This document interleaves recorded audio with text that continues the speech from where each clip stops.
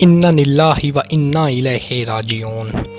मेरे 2 साल के छोटे भाई, 20 साल के जवान भाई, 17 साल की छोटी बहन और वालिदैन की शहादत हो गई है। हमें हमारे ही घर में 2 महीने से कैद किया गया है। न खाने को अनाज है, न पीने के लिए पानी। मेरा 2 साल का छोटा भाई जो 1 घंटा भूख बर्दाश्त नहीं कर सकता, वो 15 दिन भूख प्यास झेलने के बाद शहीद हो गया। अपने हाथों से घर में कब्र खोदकर उसे दफनाया है, क्योंकि घर से बाहर नहीं निकल सकते। छोटे भाई के गम में मेरी 17 साला बहन बीमार पड़ गई और बिस्तर से लग गई। जवान भाई अपने भूखे प्यासे वजूद को लेकर घर से निकला, छुपते छुपाते कि कहीं से दवा और खाने का कुछ इंतज़ाम कर सके। मैं अभी दरवाजे पर उसे रुखसत करके दरवाज़ा बंद करके पलटी ही थी कि फायरिंग की आवाज़ आई। कांपते हाथों से दरवाज़ा खोलकर झांकी तो मेरे जवान भाई की लाश देखी। कई घंटा वो लाश यूं ही मेरे घर के सामने सड़क पर पड़ी रही। फिर रात के अंधेरे में मैं अपने नाजों पले भाई के पैरों को घसीट कर अपने घर में लेकर आई और ऐसे भी अपने छोटे भाई के पास दफन किया। कई दिन की भूख प्यास और फिर इस मुशक्क़त ने मुझे नढाल कर दिया था। मुझ में रोने की ताकत भी नहीं बची थी। मेरे जवान भाई की लाश दफनाते हुए मेरे बीमार वालिदैन मुझे देख रहे थे। वो उठकर अपने बेटे को हाथ भी नहीं लगा सकते थे, क्योंकि भूख प्यास ने नढाल कर रखा है। कुछ दिन और गुजरे, 2 लाशों का और इजाफा हो गया। वालिदैन के बुढ़ापे और औलाद की शहादत और भूख प्यास ने उन्हें भी ज़ेरे ज़मीन पहुंचा दिया है। अब 17 साल की बहन और मैं बचे हैं। मेरी बहन सरगोशी में मुझसे पूछती है कि हमारे गैरतमंद भाई आ रहे हैं ना आपा। मेरे 2 भाई तो शहीद हो गए, मगर करोड़ों भाई तो जिंदा है ना। मेरा एक भाई मेरी बीमारी और भूख को बर्दाश्त नहीं कर सका था और मेरे लिए अपनी जान खतरे में डर डाल कर निकल पड़ा था। वो नहीं ला सका तो क्या हुआ, बाकी भाई देखना ज़रूर लाएंगे कुछ ना कुछ। फिर बेहोश हो गई वो। कई घंटे बाद अचानक मुझे सरगोशी सुनाई दी कि आपा देखो, मेरे बहुत सारे भाई आ रहे हैं।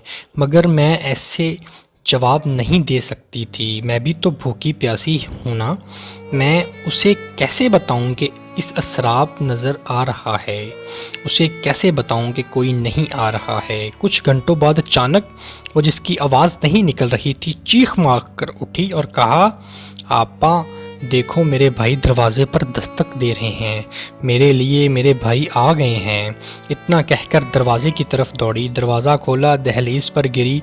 अपने ना आने वाले भाइयों की राह तकते हुए नज़रें सड़क पर थीं और जिस्म बेजान हो गया।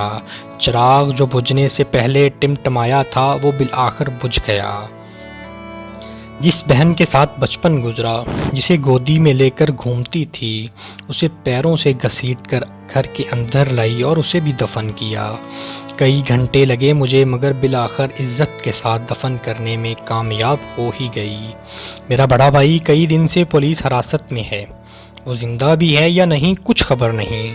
सुना है यहाँ के हर घर से एक एक फर्द को गिरफ्तार किया गया है और कुछ महीनों बाद छोड़ दिया जाएगा। मगर जब भाई कैद की सज़ा और तशद्दुद बर्दाश्त करके नढाल वजूद के साथ सुकून हासिल करने घर वापस आएंगे तो पता नहीं वीरान घर देखकर क्या सोचेंगे। अब मैं घर में अकेली बची हूँ। मैं ज़िंदगी में कभी एक दिन भी तन्हा नहीं रही, मगर अब इस पूरी दुनिया में हमेशा के लिए तन्हा हो गई हूँ। सोच रही हूँ कि मेरे भाई जो करोड़ों में हैं, उनको आने में महीने भी कम पड़ गए हैं क्या?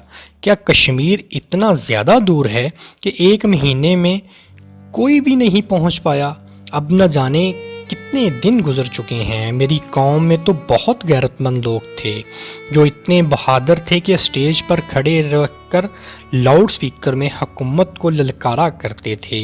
इतने बहादुर थे कि अगर कोई जुलूस या कोई प्रोग्राम पर पाबंदी लग जाए तो पूरी दुनिया को हिला देने वाली बात करते थे। अब तो मामला जलसे जुलूसों का भी नहीं रहा, बल्कि ज़िंदगियों का है। यकीनन उनकी गैरत में तूफ़ान उठ गया होगा और वो बस आ ही रहे होंगे। मगर कश्मीर क्या इतनी दूर है कि महीनों लग जाते हैं आने में? نہیں، اتنی دور تو نہیں ہے۔ میں نے تو میرے آقا خاتم النبیین محمد الرسول اللہ صلی اللہ علیہ وآلہ وسلم کی ایک حدیث پاک پڑھی تھی، جس کا مفہوم یاد آ رہا ہے کہ مسلم امہ ایک جسم کی مانند ہے، جس کے ایک اعضاء میں تکلیف ہوتی ہے تو درد پورے جسم کو ہوتا ہے۔ مسلمت امہ کے جسم کا ایک حصہ کشمیر لہو لہو ہے۔ یقیناً حدیث پاک کے مطابق درد تو پورے جسم کو ہوگا نا؟ درد ہوتا ہے اگر تو بے چینی بھی ہوتی ہے۔ ہماری بھوک، پیاس، بیماری، لاچاری، سب جذبات کو پورا جسم محسوس کرتا ہے۔ تو میں کیا سمجھوں اب؟ میرے کروڑوں بھائی بہن شاید گہری نیند میں ہیں، ان کا گھر محفوظ ہے نا؟ شاید اس لیے مجھے اس طرح شور نہیں مچانا چاہیے، ورنہ ان کی نیند ٹوٹ جائے گی۔ اگر نیند ٹوٹ گئی تو وہ غصہ کریں گے، اور گہری نیند سے کوئی جگا دے تو اتنا غصہ آتا ہے کہ دل کرتا ہے جگانے والے کی آواز گھونٹ دیا جائے۔ اگر میری آہ و بکا سے میری قوم کے کروڑوں لوگ جاگ گئے تو کہیں وہ میرے خلاف صف آرا نہ ہو جائیں، کہیں میں کمزور نہ پڑ جاؤں، وہ میرے خلاف لڑنا شروع نہ کر دیں، کیونکہ کمزور کے ساتھ لڑنا تو آسان ہے نا۔ یا رب العالمین، آج تک کربلا کو کتابوں میں پڑھا اور سنا ہے، آج تو نے دکھا دیا ہے، تیرا شکریہ ہے پروردگار۔ میں تیری شکر گزار ہوں کہ آج کربلا میں تو نے ہمیں بھوک پیاس برداشت کرنے والوں اور شہید ہونے والوں میں سے رکھا ہے۔ تیرا شکریہ میرے مولا کہ تو نے مجھے یزیدی لشکر میں شامل کر کے مجھے میری آخرت خراب کرنے سے بچایا ہے، اور باقی کی قوم میں کوفیوں کی طرح بے حس اور خاموش بننے والوں میں شامل نہیں کیا۔ تیرا بے شمار شکر ہے کہ تو نے اہل بیت کی سنت ادا کرنے والوں میں شامل کیا ہے۔